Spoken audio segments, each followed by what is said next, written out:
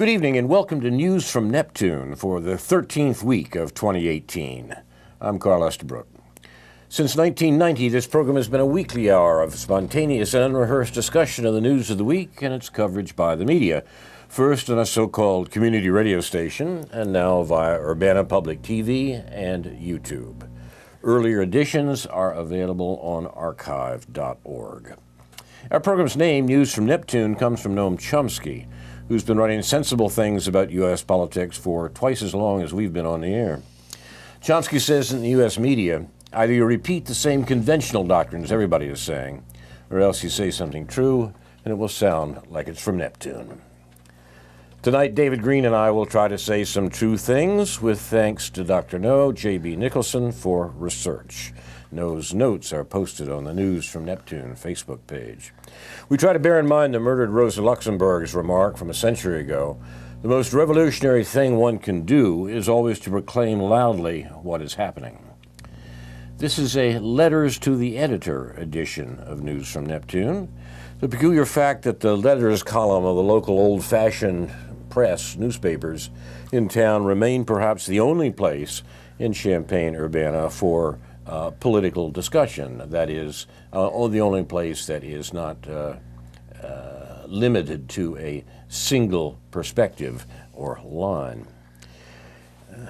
We have many things to talk about, including letters that both David and I have sent to the local media in the last couple of weeks, but perhaps we'll begin with David's list. Yeah, well, in terms of the Israel-Palestine conflict, a few disparate points just to raise up here. And all of this is going down at noon on Friday, March 30th, in which apparently there's some violent and tragic conflict at the Gaza border, where Israel is killing a few Palestinians who are almost certainly not armed in any way. I've been reading Norman Finkelstein's book about Gaza,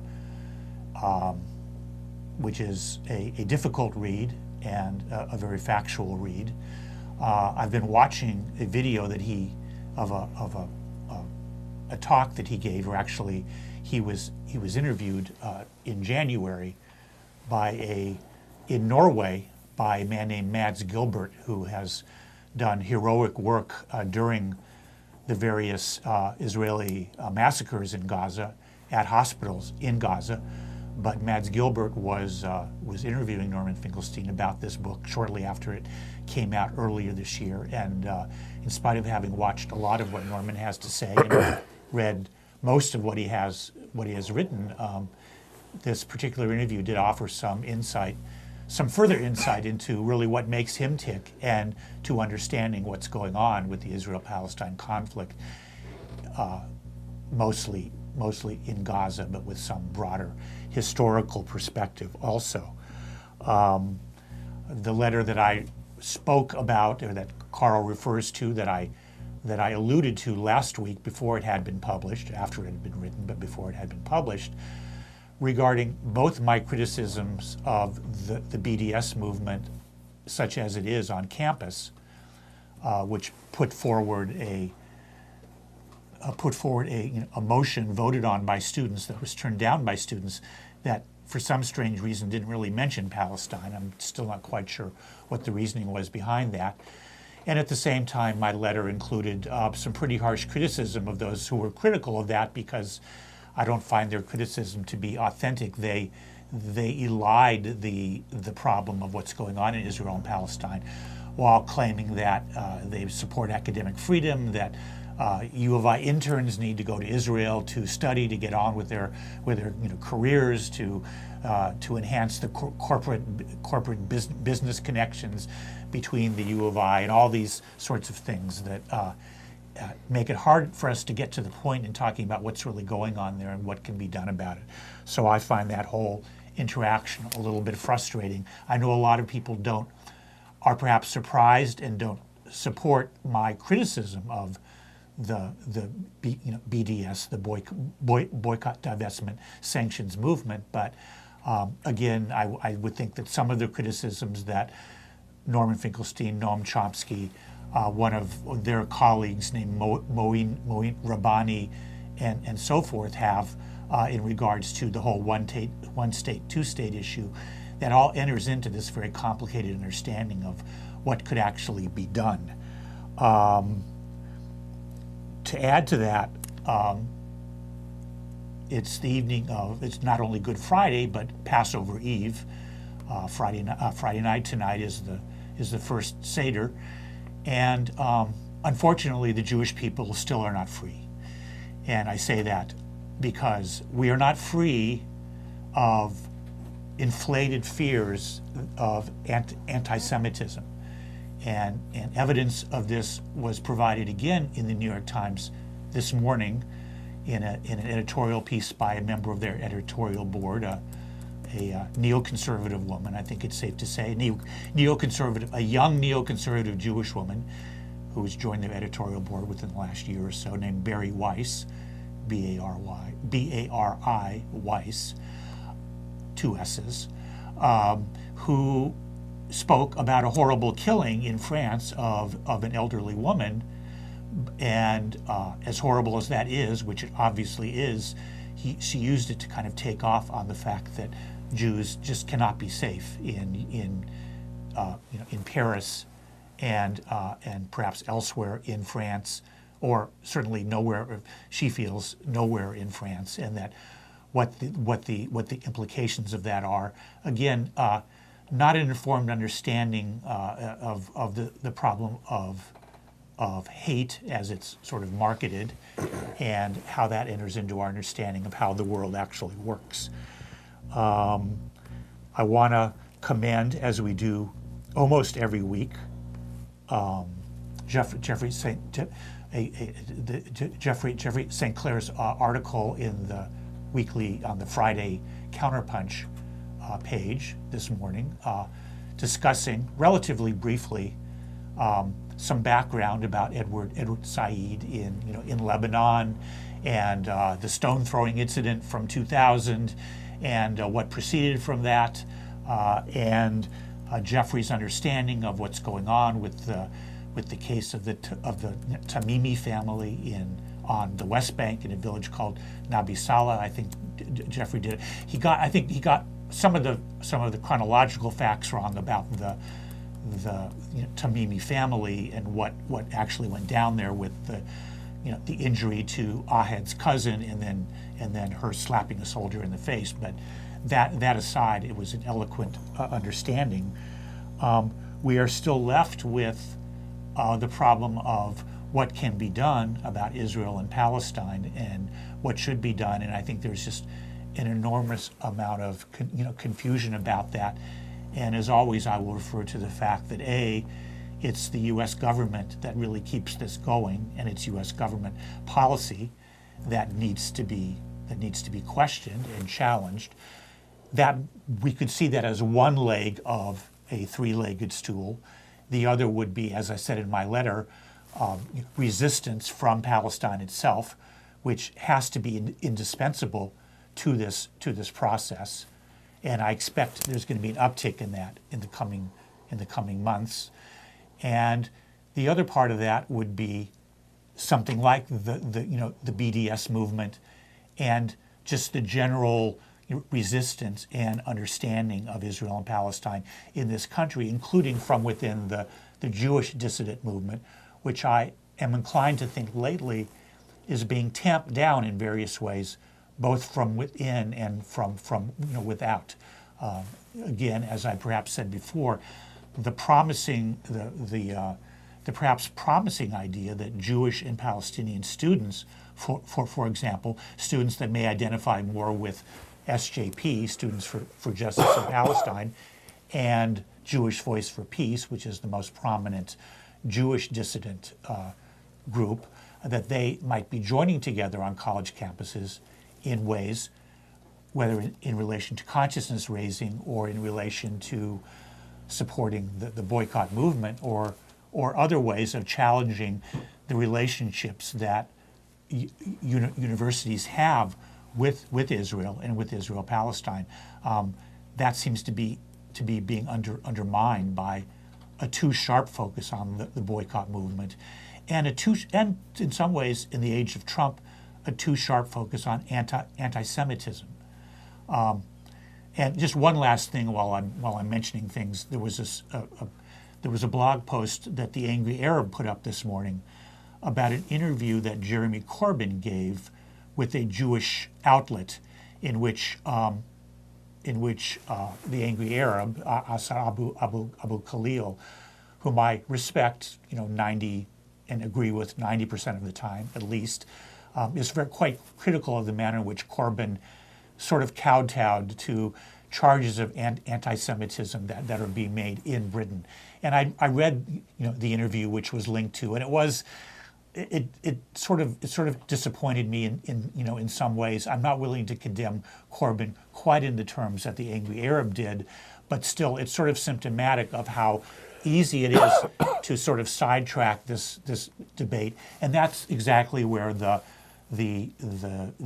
dominant forces want it to be talking about anti-Semitism and how we have to always give that its due before we go on to sort of finding out what's really going on in Israel and Palestine and doing something about it. Thank you, David. I think that's an important point and one that needs a good deal of clearing up.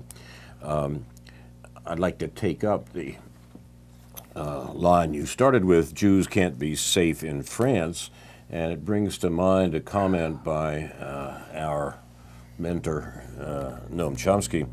He says, "Let me say that there are plenty of people who live constantly under the threat of terrorism. If you want to find them, go to Yemen or North Waziristan in Pakistan, where people don't have to be told about terrorism. They're constantly in fear that 5 minutes from now, the guy across the street is going to be blown away along with anyone else who happens to be around." He's alluding to drone strikes by the American government in Pakistan and Yemen. That's massive global terrorism, says Chomsky. And it has repercussions, and we're seeing some of the repercussions. What happened in Brussels, he was referring to the truck attack in Brussels, but the attacks that David just alluded to belong to the same category, the same horrible category, unfortunately. He says what happened was a monstrous terrorist act, but it's worth looking at the explanation that was given for it. ISIS took credit for it, not France, but, well, actually that in a certain extended sense, yes. ISIS took credit for it and issued a statement which basically said, as long as you keep bombing us, we're going to respond by attacking you. There's something to that. And it puts us in mind that the fact that for those of us a certain age, it's always worthwhile to remember that 9/11, the attack on New York and Washington, 9/11/2001, was a counterattack, a conscious counterattack by the people who carried it out. Chomsky continues, there's a real problem, and we have to make a decision about how to deal with it. One decision we can make is to follow the playbook that Al-Qaeda and ISIS have presented and want us to follow, and they're very explicit about it. Destroy your own societies, destroy your own freedom and liberty, and get into a war with the Muslim world. I would encourage exactly the response that would produce war with the Muslim world. That's their playbook, as Chomsky points out, Al-Qaeda and ISIS. We can accept that if we like. We've been doing it for 15 years, since 9/11. If you go back 15 years to the launching of the so-called war on terror, terrorism, what we call terrorism, was located in tiny tribal areas of what we call AfPak, Afghanistan and Pakistan. Where is it now? All over the world. Every time you hit it with a sledgehammer, it expands. The invasion of Iraq, for example, one of the effects was that the year following it, terrorism increased by a factor of 7. Intelligence agencies had predicted that it would lead to more terrorism. It went way beyond that, and it continues. There's another possibility, and that is to try to get the roots and causes of it and try to deal with them. That's not dramatic and exciting, but it would work. Close quote. That's Chomsky talking about the terrorist acts, the very real terrorist acts which we're appalled by, particularly in Europe, and the fact that these are indeed counterattacks to the vicious reign of terror that the U.S. and the NATO allies, in quotes, have loosed on the Middle East. This is all true, and we ignore it only if we want to obfuscate what we're doing. I think that's quite right. You're watching News from Neptune. We have many other topics to talk about. Even as American-Russian relations drop to historic lows, we haven't seen anything like this in years, with tensions approaching the Cuban Missile Crisis. Amazingly, there are those in this country, a lot of those in this country in the political establishment, still promoting the Russiagate nonsense, Trump as Putin's puppet, including some in the supposedly progressive alternative media community, like the Young Turks. I don't know if you've seen this program called The Young Turks, but these are folks who identify themselves as American progressives. Following Putin's announcement on developments in Russia's nuclear program earlier this month, which was wildly and not accidentally misinterpreted in American mainstream media, the Young Turks, Cenk Uygur, slammed Trump for not being more forceful in denouncing Putin, complaining that, and I'm quoting here, Trump never criticizes Putin. Now, this is pure Russiagate nonsense. Uygur even speculated, quote, I'm not sure that Trump represents our interest above Putin's, close quote. Now, when the supposed progressives are saying things like this... I don't even know what that means, to be honest with you. Well, it means he's bought into this whole notion that the American political establishment has that Putin has something on Trump, and therefore Trump is willing to make peace with Russia rather than to do what Hillary Clinton would have done and the American political establishment wants to do, which is to provoke Putin to war. I mean, it's craziness, but it's craziness with a purpose, unfortunately. I'm distressed to see people like Uygur falling into this nonsense. And that's been heightened recently because the U.S. and their dog's body in Britain have seized upon the apparent attempted murders in Salisbury, England, to ramp up the war provocations against Russia. The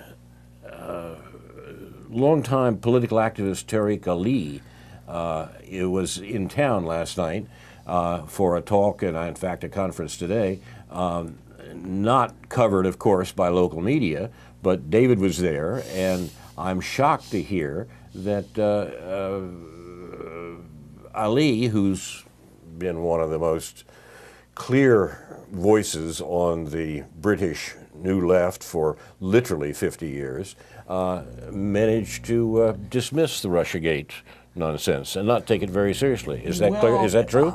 He dismissed the notion that well, on the one hand, he dismissed the notion. I mean, he thinks it's pure craziness, but I guess what you're getting at is that he's not taking seriously enough what that craziness means. Exactly, and what that craziness is doing to American politics, the way it's being used by the war party in America, by the political establishment to gin up an anti-Russian basis for war provocations against Russia, which the last administration was very good at. War provocations against Russia. Look at Ukraine. The last administration was extremely good about doing that and hiding what it was doing with a friendly media. The great fear of the American political establishment is that Trump won't be so good at provoking the Russians, and so we've gotten this fantastic narrative that Trump is somehow in the pay of or under the control of the president of Russia, Vladimir Putin. I mean, when craziness has reached this level, it's worthwhile asking cui bono, whose interests are being served by this? And the answer is very clear. The interests of the American political establishment, which for 40 years has dined out on these neocon fantasies about a dangerous world in which the U.S. has to go out and kill people and provoke wars in order to, quote, keep the peace, close quote. You can't get crazier than that. what Tariq Ali did was, or said was, and I don't say this, either critically or just sort of reportorially, he dismissed the notion that we are in danger of a nuclear war, something which Chomsky would not agree with him. He didn't bring up the 2 minutes to midnight kind of scenario that Chomsky usually does in talking about both the threats of nuclear war alongside, of course, the threat of climate change, the threat of nuclear war obviously being the more immediate. But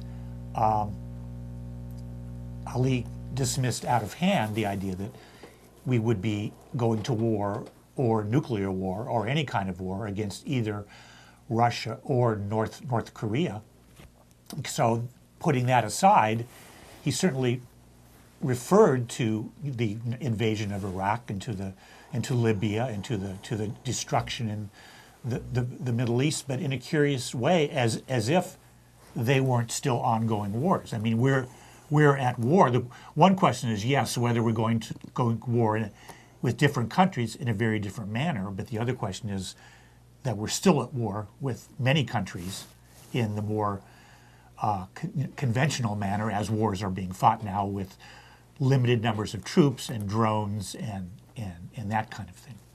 And there is the theme here, which I must admit I come back to again and again, that the war provocations against Russia and China, the 1,000 military bases overseas ringing Russia and China, all of this is part of long-term American foreign policy, which is designed precisely to deter the economic integration of Eurasia and the threat to America's economic hegemony around the world established in the Second World War. That's the reason the U.S. does not cooperate with China's Belt and Road Initiative or with Russia's Eurasian Economic Area. This is war competition carried on at a hybrid level, as being said these days. But in order to do it, the U.S. is perfectly willing to use actual war, as in Syria, and the U.S. is willing to threaten and prepare for really major wars. Many people think that the U.S. is using the threat of nuclear war as a way to make up for its in a declining relative economic position against the rest of the world, and particularly against Eurasia.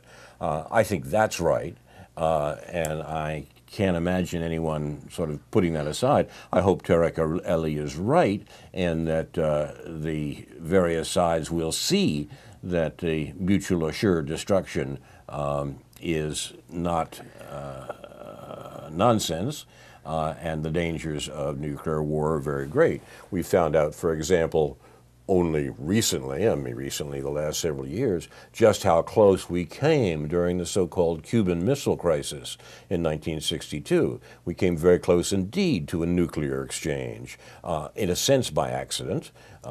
Was by accident in terms of what the U.S. had set up and the U.S. willingness to use nuclear weapons if its interests should be thwarted. That's still true, and we have to be very much concerned about that, and we should pay great attention to the fact that Russia has pointed out that the U.S. strategic notion that it could in fact carry on a nuclear strike without fear of a nuclear retaliation is no longer true, even if it was ever true. So both you and I are, in some sense, surprised, at least, at Ali's complacency on this point. Well, yeah, if that's what it is. I mean, there's various ways of looking at that. On the one hand, when he's downplaying the idea that there's going to be nuclear war, he didn't. At the same time, he didn't necessarily even mention that Trump wants to talk to the leader of North Korea, Kim Jong-il, and Putin, and Putin, and so it's like, on the one hand, he gives sort of passive credence to the idea that Trump isn't as dangerous as we're supposed to think he is. We on the left are supposed to think he is, but he won't necessarily be specific enough as to mention that he might be consciously less dangerous. I know it's hard to make that argument in the week subsequent to his appointment of John Bolton as his national security advisor, but still, there's one characteristic of these discussions, this ongoing discourse, is that you can never say anything. You can never agree with Donald Trump, even if by not agreeing with him, you have to say wrong things. You can never acknowledge that he might have a point about trade. He might have a point about the TPP. He might have a point about wanting to talk with the leaders of these other countries. But that's never to redound to anybody getting the idea that anybody actually likes Donald Trump or doesn't hate Donald Trump. And so there's all this posturing that's always going on, sort of in the background of all this discourse. Some people are modest about it. One of those is Dean Baker, who, in discussing the various economic policies that Trump has put forth, tariffs and so forth, is always saying, well, just because Donald Trump says it doesn't mean it's wrong. I mean, it's not usually. Trump isn't providing anyone with a deep understanding of a strategy of how things have to change, but this move may be good, or this movement could potentially be part of a more positive process. You can't do that. I mean, Paul Street on Counterpunch just can't do that. He has to begin every column, no matter how critical he is of Hillary Clinton, which was what his whole column was about this morning. He has to begin it by excoriating Donald Trump, and I don't want to fall into that myself. I keep being tempted to say, well, I don't like Donald Trump either. But I mean, I don't care what anybody thinks. What I think of Donald Trump, nor do I care what Donald Trump has done with any women who consented to have sex with him. I'm concerned if he's brutalized women, of course, but clearly all of this is part of a process by which people want to discredit Donald Trump, and I think you've been mostly right, maybe totally right, about the idea that they haven't given up on the idea that they need to get rid of this guy, we shouldn't be going along with that, whatever our criticisms of Trump might be. And we really do have to recognize why it is the case that the political establishment, which is more than the Democratic Party, I mean, it's the political establishment in general, why they so want to get rid of Trump. Not just because his hair is funny. They want to get rid of Trump because he was elected in part because of criticism of American war-making and indeed American economic activity in the last administration and the previous administration. That's what the political establishment cares about. They don't care about the cut of his jib or the color of his hair. They do care, although they're perfectly happy to use that in the excoriation you talk about. But what they're really concerned about is that he suggested policies that would depart from the hostility to Russia and China that was characteristic of the Obama administration.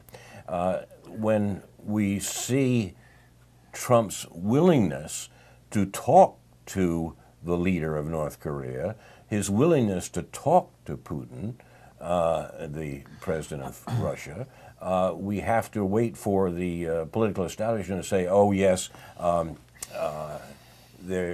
that's because they somehow have something on Trump, not what it is, not what the political establishment is really worried about, the fear that peace might break out.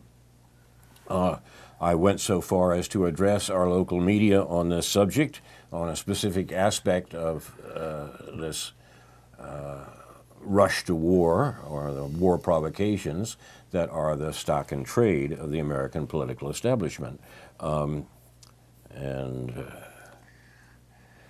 I wrote, to deter the rush to war, President Trump should remove Special Counsel Robert Mueller and end his partisan search for Russian meddling in the 2016 election and supposed links between the Russian government and the Trump campaign. The investigation and the hysterical charges of Trump's being Putin's puppet are an attempt by the Democrats and the rest of the war party to reverse the outcome of the election and ensure the continuance of the Obama administration's wars and war provocations, from Ukraine to the South China Sea. Trump inherited 8 wars from Obama, wars intended to ensure the maintenance of the economic hegemony of the U.S. 1% in the energy-rich Mideast and across Eurasia. Trump, in spite of contradictory statements, criticized those wars and provocations during the campaign. The war party are desperately afraid he may act on those criticisms, especially when he proposes talks with the North Korean and Russian leaders.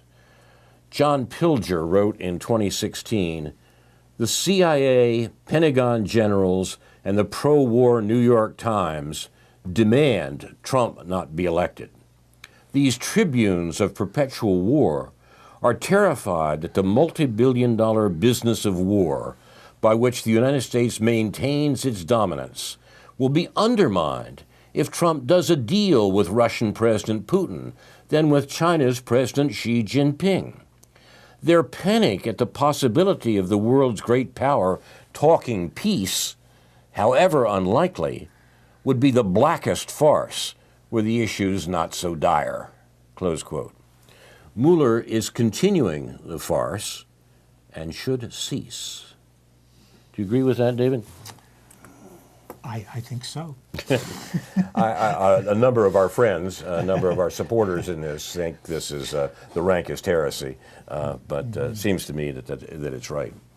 I think people need to hear this, and I mean, on the one hand, I've always felt like this idea that we're defending Donald Trump, or that we need to put the rise of Trump in the perspective of populism, of the dissatisfaction with Obama and the Democratic Party, was an important corrective to the sort of progressive conventional wisdom that this is just a horrible sort of pre-fascist kind of thing. And I still agree with that. Sometimes I feel like I've sort of wanted to draw back a little bit from some of your views, just to emphasize the fact that what we're talking about here is continuity. Ultimately, given the American ruling class, we're talking about continuity. The American ruling class is making sure all the while that Mueller is doing his thing and whatever, the American ruling class is ensuring that there's a continuity between Obama and Trump, that foreign policy is going to be conducted the way that it has been, and that the rich are going to get richer. I think we would actually contribute to an honest discussion, and I think the American political establishment is busy trying to make sure that the discussion isn't honest, as I suggested. I think we would contribute towards, or take a step towards, an honest discussion if we got rid of the word fascism. I only raised it to, I mean, in terms of their verbiage. I've never been comfortable with. Yeah, exactly. Well, and that's what I mean. And I never thought that there was a historically informed way of using fascism in the current context, and that that's right. And that it was being used to both deny the forces that brought Trump to power, exactly, and to sort of cover Hillary Clinton's ass to a certain extent. if I may be so.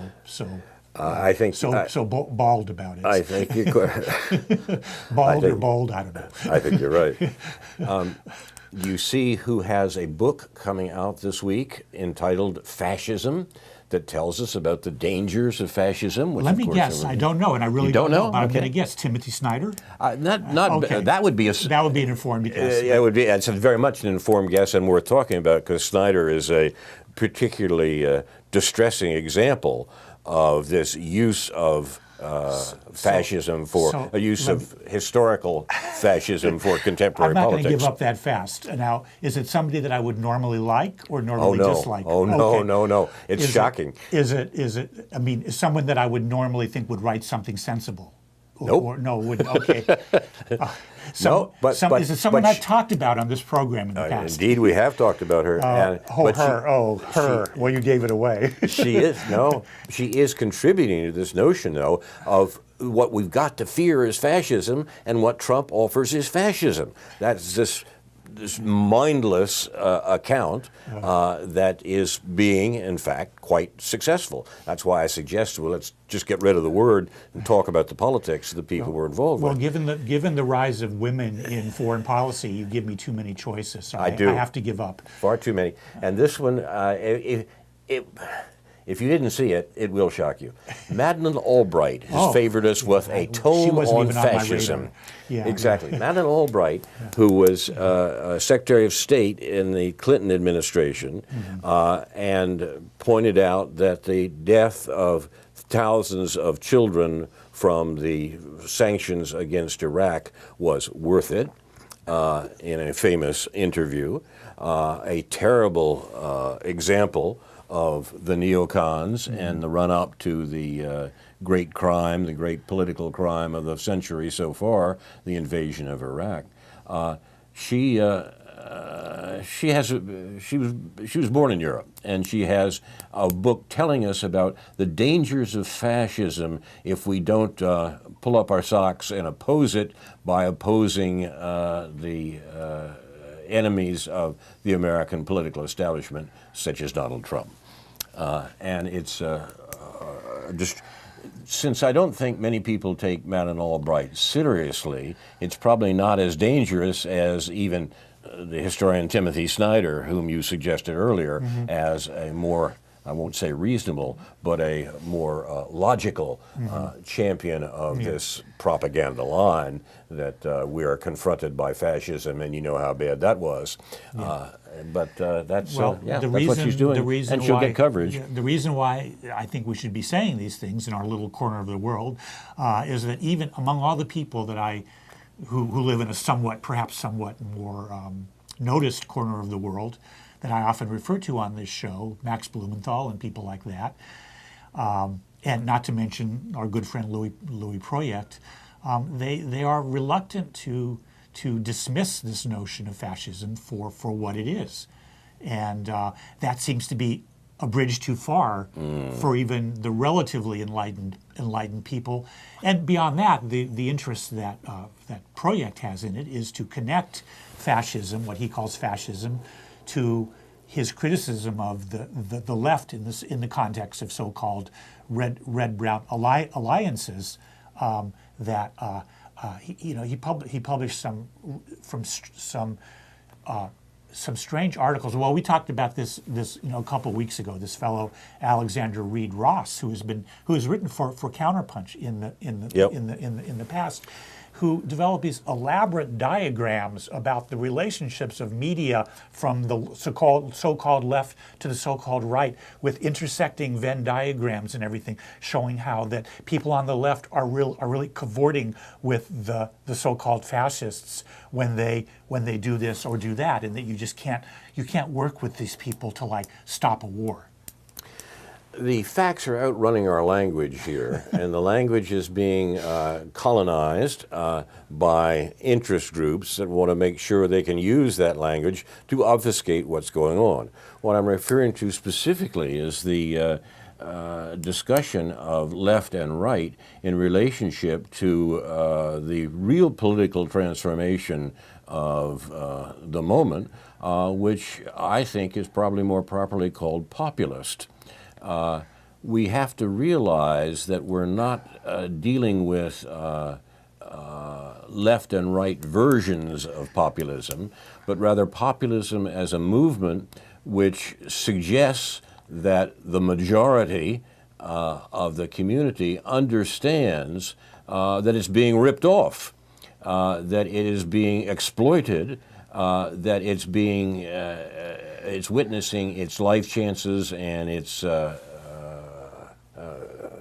wealth confiscated by a small group that you can call the ruling class if you want to, or the 1% or what have you. Now that's, of course, the description that 1% or ruling class has got to work very hard to make sure that it doesn't get out, that people don't begin to understand that. And the fact of the matter is that we see various and sundry political movements which are based on some version of that apperception, carefully distinguished into left and right groups so that we can praise some of them and condemn the rest. That's really not worth it. I think what we need to do is to realize that the Trump campaign, the Sanders campaign, the Brexit vote in Britain, which is so badly described here, the Le Pen campaign in France, the five-star movement in Italy, all of these are manifestations of this populist notion that recognizes that the majority is being traduced and abandoned by the ruling class.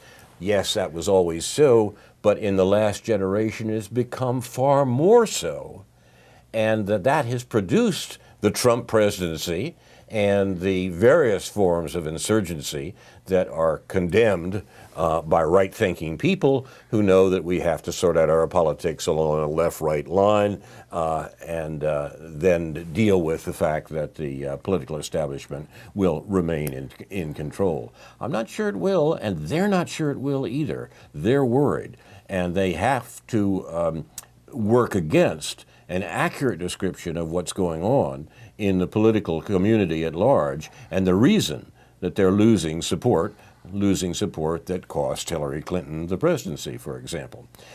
Interesting example coming up just this week, the next week or so, in Italy, where the centrist parties, the extreme center in the language of Tariq Ali, whom we were talking about earlier, but the centrist parties, the equivalent of the Republicans and the Democrats in Italy, were tossed out in the recent election in favor of parties outside the pale, parties outside the limits of allowable debate, where the Republicans and the Democrat equivalents sat.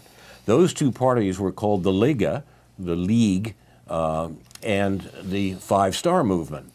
Both of these are non-traditional parties. They're populist parties, in fact, working on the resentment that has built up over the economic changes of the last generation, of the gathering of wealth into the hands of fewer and fewer at a greater and greater rate, the sort of thing that Thomas Piketty described in his important book. Now, these two groups, to everyone's amazement, basically won the Italian election. The two groups are now discussing with one another how they'll sort out the political arrangements. They very cleverly, they're different, they have different antecedents in a lot of ways, as I say, partly based in different parts of the country. But the first fruit of their cooperation was a calm agreement to make the leader of the upper house in the Italian legislature come from one of those parties, and the leader of the lower house to come from the other party. And they're working now on the formation of a government that would include a prime minister from one of those two parties, not from one of the traditional parties at all. I think in this country we've not appreciated how important it is, but the closest we can come to it is to think of the Sanders and Trump campaigns and the horror produced by the fact that they were outside the limits of allowable political debate and had to be scotched in various ways. The Sanders campaign was, and the Trump campaign has been occupied by the political establishment, and something of the same sort is going on, or an attempt to do the same thing is going on in Italy. These questions have continuities across national boundaries, and we should pay attention to them. And talking about the left and right don't get us there. So let's expand our analysis a little bit. So how would you, in that context, how would you explain the AfD in Germany, the Alliance for Deutschland, which Right. is routinely labeled as neo-Nazi?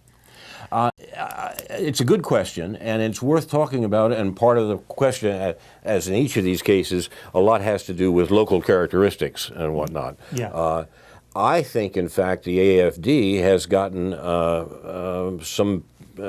lot of bad press because it was possible Because they're Nazis. because people, it was possible to put the neo-Nazi line on it. Right. I'm not entirely sure that's any more legitimate than it is calling Trump a fascist. Right. There are certain. But you can't say that. I mean, I found nobody in any context. I mean, I think I got a hint at something I read that the AFD was kind of a people's party, a populist party. I think that's right. With some, I guess, with some unfortunate associations. Right. But yes, and I don't want to apologize, true. for any of those. But it's like you got to, if you're going to say one thing about it, you got to say the whole. You got to deal with the whole thing. Yes. And it's true that the AfD is in Germany has some parallels to the Lega, the League in Italy. Concerns about immigration, talk that verges on racism, and both are opposed to using national troops, NATO troops, in the Middle East at the behest of the United States. They're both anti-war parties. Now, this is the theme, this is an aspect of their position that is not heightened in the American accounts of what these parties are like.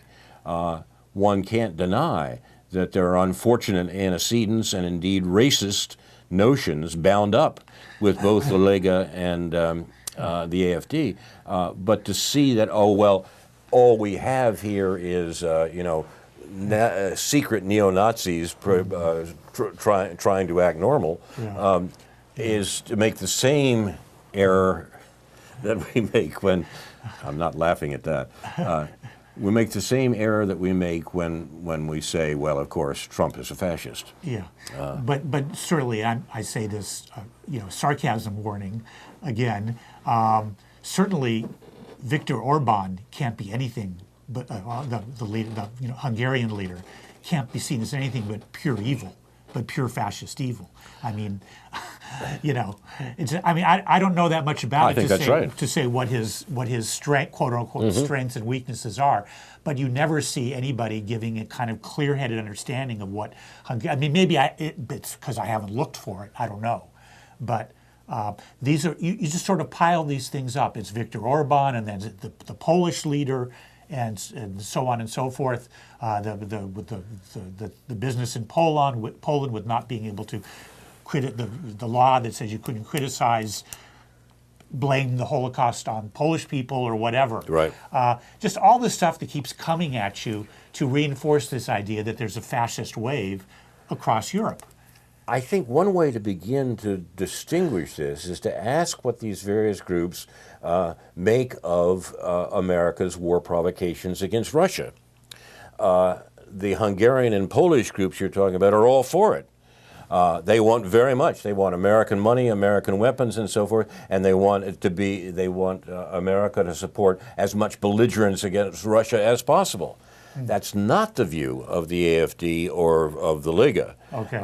And it seems to me that difference, which is elided in the in our media accounts of these parties, is very important indeed. We do not have here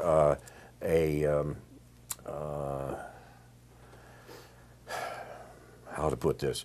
The interpretation that we're offered is that these new political movements in Europe, all of them, are just a recrudescence of Nazi sympathies or Nazi-like sympathies. That's quite false, and that's just as wrong as saying we can only understand the Trump phenomenon as a recrudescence of fascism. Yeah, I guess in the words when they talk about, they use the word anachronistic.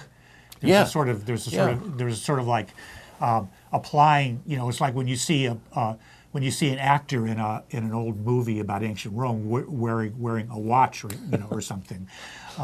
This an extreme example, But let me just carry this on for Sure. for a second, because I have a certain agenda here. No. Let's talk about Israel, and let's talk about India. And actually, Okay. Tariq Ali mentioned India last night, not more or less in passing, but still had some quite sharp criticisms, of course, of the right-wing ruling party in India. But on the other hand, if one is talking about characteristics of fascism when combined with a sort of ethnocratic state and racism and denying people their rights and genocidal aspects of what they're doing, it seems like Israel would be would be one country that would most fit the bill in that regard. But that doesn't seem to get in there. Yeah, that's Even not on the fascism we're talking even about. on the left's analysis, the left's criticism of Donald, I mean, obviously the left has been critical of Donald Trump's policies towards Israel and moving the capital and all that stuff. That's easy. But it doesn't necessarily get to the point of what Israel, what the structure of Israeli settler colonial society is that is driving these things, and it's partly because, to a certain extent, the so-called left has bought into this notion that a genuine anti-Semitism, a genuine good old-fashioned right-wing anti-Semitism is on the rise in this country, and they have to kind of pull their punches in that regard.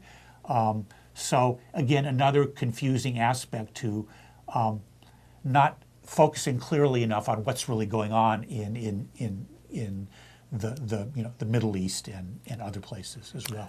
Do you think there is a genuine anti-Semitism on the rise in this country? No, I do not. Even in spite of the Anti-Defamation League report that was published, that was talked about in an article a week or so. I actually meant to mention on last Friday's program, but they came out with this. I know we were talking about it after the show. The ADL came out with this report that was highlighted on the front page in perfectly credible terms that anti-Semitic incidents have risen by 50% or 100% or 150% or something since Trump was elected and in office. And of course, you look at this report through the New York Times website or through the ADL website, and it doesn't convince you. If you're a little skeptical, it doesn't convince you. Plus the fact that experience itself doesn't convince you that there are actual real things going on that could amount to anything that would be a genuine threat to Jewish people in this country that would deserve the label anti-Semitism in any sort of threatening terms, as even it was even as it existed in a very real way before World War II or maybe slightly after World War II. No, it just doesn't. And again, as I was telling you, this report just glossed over the fact that there was 150 bomb threats sent in by a quote unquote disturbed Israeli American youth, but that they included in this report because it created genuine fear among Jewish people when all these Jewish community centers were being called in bomb threats by this Jewish young man. So what do you do with that? I can't take it seriously. There's an observation that you can probably quote accurately, and my memory of it is hazy. More than a generation ago, Abba Eban said that our job is to convince people that criticism of Israel is anti-Semitism. Yeah, that's about right. And maybe not word for word. Yeah. Or to equate anti-Zionism and anti-Semitism. There we go. That's closer. Which is still being done. And it was I think it's being done a lot. It was being done in this column I referred to this morning by Barry Weiss. That's exactly what she does. She goes from France. She makes it a kind of a global thing where yes, because an old woman was killed, an elderly woman was murdered in France, we can begin to equate anti-Semitism and anti-Zionism. Yeah. And the English example, or the British example that's underway right now, it seems to me that the anti-Semitism smears that are being launched at the do you launch a smear? The anti-Semitism smears of the Corbyn campaign for Labor look very much like Russiagate. That is, hysterical attempts to try to